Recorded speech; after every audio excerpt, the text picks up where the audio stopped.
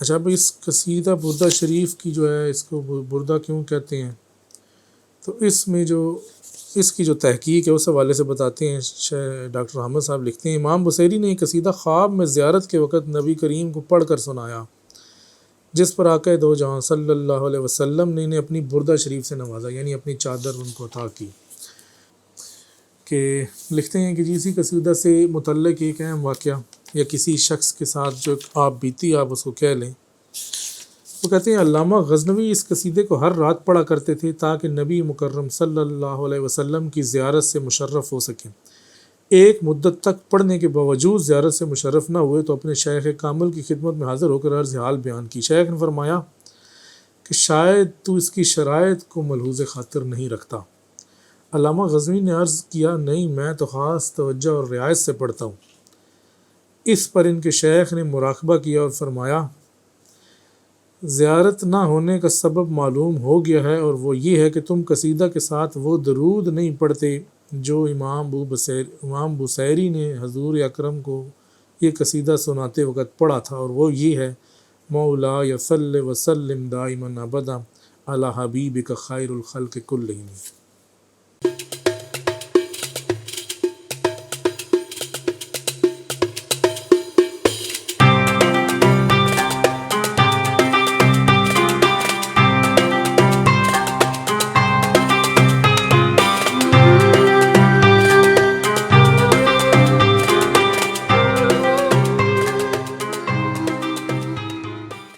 بسم اللہ الرحمن الرحیم۔ السلام علیکم۔ ابن العربی فاؤنڈیشن میں خوش آمدید۔ آج آپ حضرات کے سامنے ایک نئی کتاب کا ریویو یا تعارف لے کر حاضر ہوئے ہیں۔ کتاب کا نام ہے قصیدہ بردہ، امام شرف الدین بصیری کی یہ تصنیف ہے، بڑی مشہور ہے، سب لوگ جانتے ہیں۔ تو لیکن اس کا ایک نیا ترجمہ یہ شائع ہوا ہے۔ یہ اس کے 4 زبانوں میں تراجم ہیں، فارسی، اردو، پنجابی اور انگریزی، اور یہ ہمارے دوست مرحوم ڈاکٹر محمد حامد صاحب کی یہ تصنیف ہے۔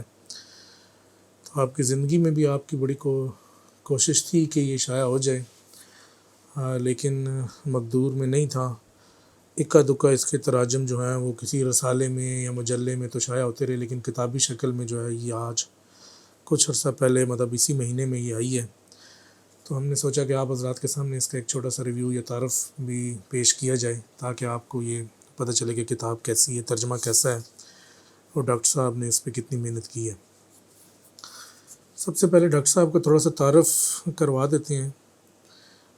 یہ آپ کے بیٹے محمد حشام نے اینڈ پہ جو ہے اس کا یہ لکھا ہے، اس میں آپ نے تعارف کروایا ہے اپنے والد صاحب کا۔ تو کہتے ہیں جی، معروف مصنف، شاعر، محقق اور معلم کرنل ریٹائرڈ ڈاکٹر محمد حامد 13 جنوری 1944 کو ہوشیار پور، ہندوستان میں پیدا ہوئے۔ آپ نے اردو، انگریزی اور پولیٹیکل سائنس میں ماسٹرز کرنے کے بعد پولیٹیکل سائنس میں پی ایچ ڈی کی ڈگری حاصل کی۔ آپ نے عملی زندگی کا آغاز اسلامیہ کالج لاہور میں انگریزی زبان کے لیکچرار کی حیثیت سے کیا، اور 28 سال پاک فوج کے شعبہ تعلیم اور مختلف سٹاف پوزیشنوں پر خدمات سر انجام دیں۔ پاکستان ملٹری اکیڈمی میں بھی 10 سال تک تدریس کے فرائض انجام دیے۔ آگے لکھتے ہیں، ڈاکٹر صاحب 40 سے زائد کتابوں کے مصنف اور مترجم تھے۔ امام شامل، عثمان دکنا، سائبیریا سے افغانستان، انہولی الائنس، افکار اقبال، اٹک نامہ، پتھروں میں سوئی آوازیں، سرگزشت مجاہد، تحریک آزادی سے تحریک پاکستان آپ کی مشہور تصانیف میں شامل ہیں۔ اس کے ساتھ ساتھ ایک قادر الکلام شاعر بھی تھے اور سچے عاشق رسول تھے۔ قصیدہ بردہ شریف سے والہانہ عقیدت رکھتے تھے، اور آپ نے قصیدہ بردہ شریف کا ترجمہ اردو، انگریزی، پنجابی اور فارسی زبانوں میں منظوم ترجمہ کیا۔ انگریزی میں تو منظوم نہیں ہے، باقی تمام یہ منظوم تراجم ہیں۔ آگے فرماتے ہیں کہ آپ کا شعری مجموعہ اظہار تشکر بھی زیر طبع ہے۔ تو یہ ڈاکٹر صاحب کا ایک مختصر سا تعارف ہے، یہ کتاب ہے۔ سب سے پہلے ہم کتاب کو کھولتے ہیں تو ہمیں یہ پتہ چلتا ہے کہ جی یہ پرنٹنگ بڑی زبردست ہے۔ اچھا پیپر انہوں نے یوز کیا ہے، اس کی بائنڈنگ بھی بڑی اچھی ہے۔ تو یہ قصیدہ بردہ شریف ڈاکٹر محمد حامد 199 صفحات ہیں، اور یہ مارچ 2022 میں شائع ہوئی ہے، مطلب پچھلے مہینے ہی۔ تعداد 500 ہے، اور یہ بیت المصنفین جو ڈاکٹر صاحب کا ایک ارادہ تھا کہ وہ ایک ادارہ بنائیں گے، اس ادارے سے یہ مل سکتی ہے آپ کو۔ تو چونکہ کتاب قصیدہ بردہ شریف کے حوالے سے ہے، تو اس لیے ڈاکٹر صاحب نے اس میں اس قصیدے کا بھی تعارف کیا ہے، اور یہ بتایا ہے کہ یہ کتنا بڑا قصیدہ ہے اور اہل علم کس حد تک اس کو لے کے چلے ہیں۔ فرماتے ہیں مقدمے میں، فرماتے ہیں مختلف سلسلہ ہائے تصوف کے اولیاء امت اور مشائخ اعظام کے ہاں تو یہ قصیدہ اپنی تخلیق کے وقت سے ہی ان کے اوراد اور وظائف اور معمولات اور مشغولات میں شامل رہا ہے۔ مختلف فقہی مسالک اور ان کی ذیلی شاخوں میں بھی اس کو یکساں مقبولیت حاصل رہی، جن میں حنفی، شافعی، مالکی، حنبلی، سلفی، ازہری، دیوبندی اور بریلوی وغیرہ شامل ہیں۔ پھر انہوں نے کچھ مثالیں دی ہیں کہ جی سلفی جو ایک بزرگ تھے، وہ اپنی کتاب دیار عرب میں لکھتے ہیں کہ جی لے دے کے ایک بصیری کا مشہور قصیدہ ہے، بلا شبہ اس میں کہیں کہیں مقام نبوت سے تجاوز ہو گیا ہے، لیکن یہ درد و سوز سے بھرا ہوا ہے۔ اور آگے فرماتے ہیں راکم اپنی وہابیت کے باوجود اس کو پڑھتا اور لطف اندوز ہوتا ہے۔ پھر دیوبندی مسلک کے مولانا مولوی ذوالفقار علی کا قول درج ہے کہ انہوں نے اس قصیدے کی خوبصورت شرح لکھی ہے۔ مولانا اشرف علی تھانوی نے سیرت کے موضوع پر اپنی مشہور کتاب نشر الطیب کے ہر باب کے اختتام پر بردہ کے اشعار کو نقل کیا ہے۔ اسی طرح سلسلہ مجدیہ کے بانی شیخ احمد سرہندی مجدد الفسانی نے جہاں اپنے مشائخ سے دیگر کتابیں پڑھی، وہیں انہوں نے خاص طور پر شیخ قاضی بہلول بدخشانی سے قصیدہ بردہ پڑھا ہے۔ آگے فرماتے ہیں شیعہ اسکالر سید امیر علی نے اپنی کتاب اسپرٹ آف اسلام میں بردہ کے اشعار کو نقل کیا ہے۔ بریلوی مکتبہ فکر کے مولانا سید ابو الحسنات محمد احمد قادری نے طیب الوردہ کے نام سے اس کی تفصیلی شرح لکھی ہے۔ پھر علامہ اقبال کے کچھ فارسی اشعار ہیں جن میں قصیدہ بردہ شریف کا ذکر ہے۔ تو یہ آپ نے اس کی کچھ تاریخی حیثیت پر جو ہے بات کی ہے۔ پھر مقدمے میں دوسری اس کے متداول نسخوں اور اس کی اشعار کی تعداد کے اوپر کچھ تحقیق کی ہے۔ فرماتے ہیں اکثر متداول نسخوں کے مطابق اس کی اشعار کی تعداد 165 ہے، لیکن ان میں کچھ اشعار الحاقی ہیں جن کی نشاندہی علماء تحقیق نے کر دی ہے۔ تو یہ اب کہتے ہیں کہ جو پہلا شعر ہے امن تذکر چیران بذی سلمی مزجت دمعا جرا من مقلۃ بدمی، کہتے ہیں یہ بھی اس میں الحاقی ہے، اور اس کا جو آخری شعر ہے وہ بھی الحاقی ہے۔ پھر اس کے علاوہ آپ نے کچھ اور اشعار بھی لکھے ہیں، یہ صفحہ نمبر 8 اور 9 پہ ہیں کہ یہ سب جو ہیں وہ الحاقی اشعار۔ الحاقی سے مراد یہ ہے کہ یہ اشعار بعد میں اس میں شامل کیے گئے۔ کہتے ہیں اس طرح الحاقی اشعار کو نکال دیں تو قصیدہ کی تعداد 160 اشعار ہے۔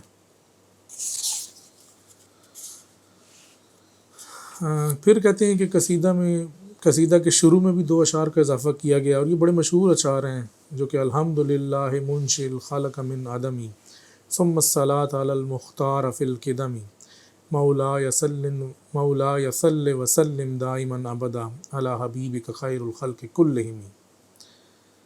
کہتے ہیں کہ جی یہ 2 اشعار بھی بعد میں اس میں شامل کیے گئے ہیں۔ جو ابتدائی قصیدہ امام بوصیری نے لکھا تھا اس میں یہ اشعار نہیں تھے۔ تو لکھتے ہیں ان 2 اشعار میں سے پہلے شعر کا اضافہ تو بعض اطراف سے امام بوصیری پر اس اعتراض کو رفع کرنے کے لیے ہوا کہ انہوں نے اپنے قصیدے کی ابتدا بسم اللہ اور حمد ربانی کے بغیر کیوں کر کی، گویا کہ یہ اضافی شعر قصیدہ بردہ کا حصہ نہیں، لیکن اسے امام بوصیری ہی کا شعر مانا گیا ہے۔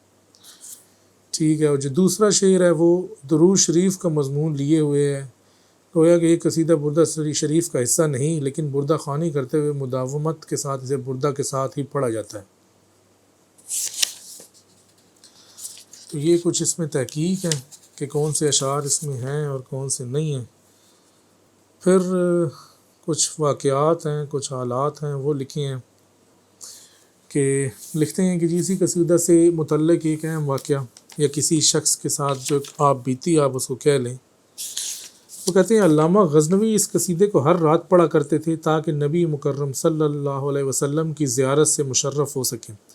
ایک مدت تک پڑھنے کے باوجود زیارت سے مشرف نہ ہوئے تو اپنے شیخ کامل کی خدمت میں حاضر ہو کر عرض حال بیان کی۔ شیخ نے فرمایا کہ شاید تو اس کی شرائط کو ملحوظ خاطر نہیں رکھتا۔ علامہ غزنوی نے عرض کیا نہیں، میں تو خاص توجہ اور رعایت سے پڑھتا ہوں۔ اس پر ان کے شیخ نے مراقبہ کیا اور فرمایا زیارت نہ ہونے کا سبب معلوم ہو گیا ہے، اور وہ یہ ہے کہ تم قصیدہ کے ساتھ وہ درود نہیں پڑھتے جو امام بوصیری نے حضور اکرم کو یہ قصیدہ سناتے وقت پڑھا تھا، اور وہ یہ ہے مولا صلی وسلم دائما ابدا علی حبیبک خیر الخلق کلہم۔ اچھا، اب اس قصیدہ بردہ شریف کی جو ہے، اس کو بردہ کیوں کہتے ہیں، تو اس کی جو تحقیق ہے اس حوالے سے بتاتے ہیں۔ ڈاکٹر احمد صاحب لکھتے ہیں امام بوصیری نے یہ قصیدہ خواب میں زیارت کے وقت نبی کریم کو پڑھ کر سنایا، جس پر آقا دو جہاں صلی اللہ علیہ وسلم نے انہیں اپنی بردہ شریف سے نوازا، یعنی اپنی چادر ان کو عطا کی۔ تو کہتے ہیں کہ علامہ فضل احمد عارف نے اپنی کتاب برکات بردہ میں فوات الوفیات جلد دوم کے حوالے سے اس قصیدے کی تعریف کے بارے میں خود اس قصیدہ کے خالق امام بوصیری کا بیان نقل کیا ہے۔ وہ کچھ یوں ہے،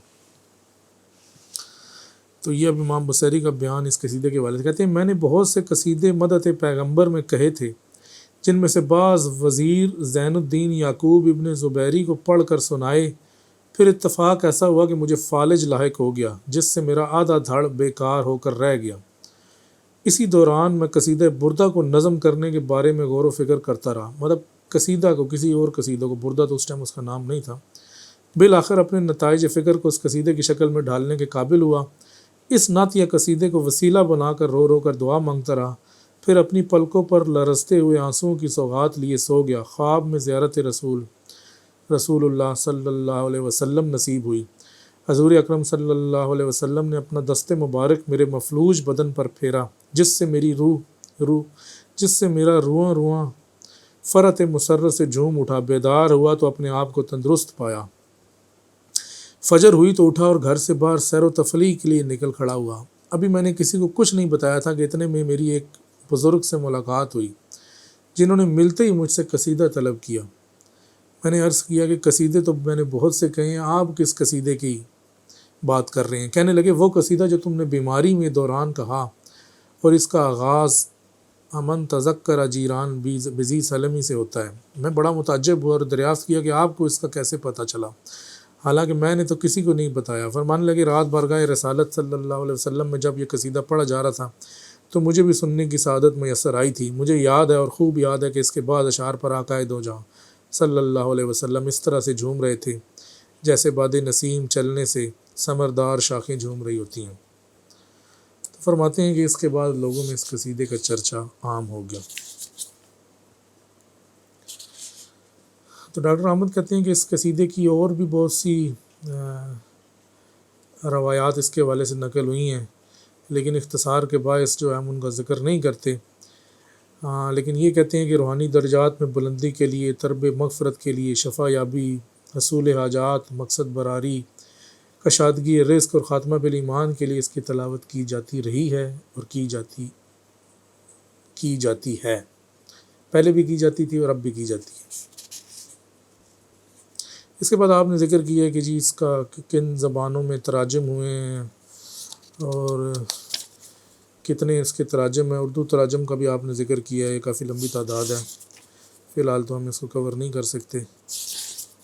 تو ڈاکٹر صاحب مرحوم نے سب سے پہلے قصیدہ کا انگریزی زبان میں منثور ترجمہ کیا تھا، یعنی کہ نثری ترجمہ۔ بعد انہوں نے فارسی، اردو اور پنجابی کے منظوم تراجم کا قصد کیا اور اس دشوار گزار گھاٹی سے بھی انتہائی کامیابی کے ساتھ گزرے۔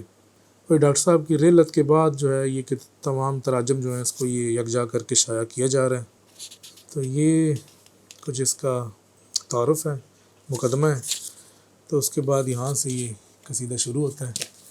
امن تذکر جیران بزی سلمی مزجت دما جرا من مقلۃ بدمی.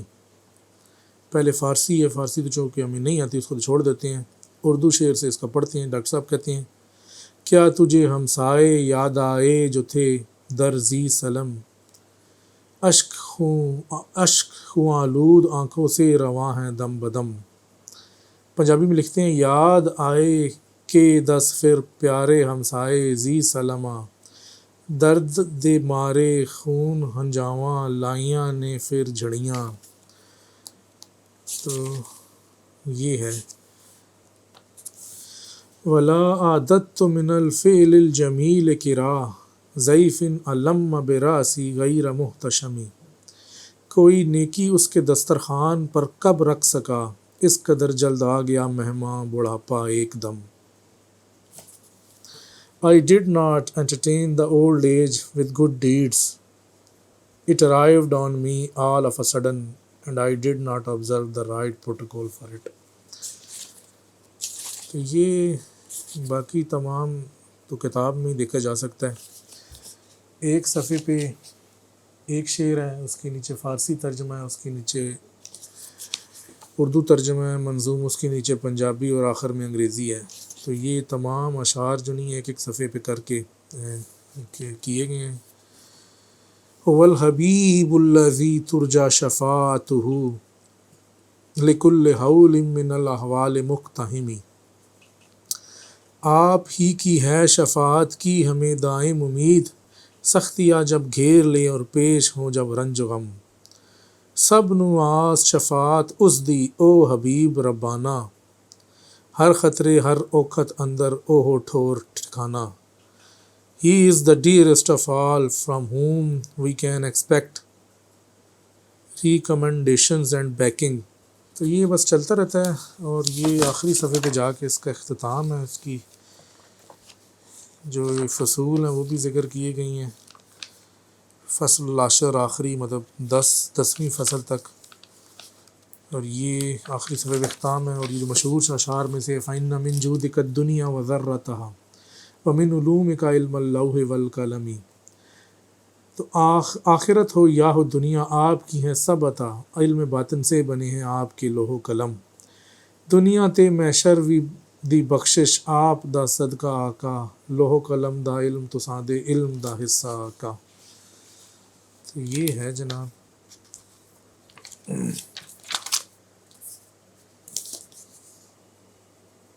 کتاب اور اس کا مختصر سا تعارف. تو اگلی کسی نشست میں کسی اور کتاب کے ساتھ حاضر ہوں گے. تو فی الحال کے لیے اجازت دیجیے. السلام علیکم ورحمۃ اللہ وبرکاتہ.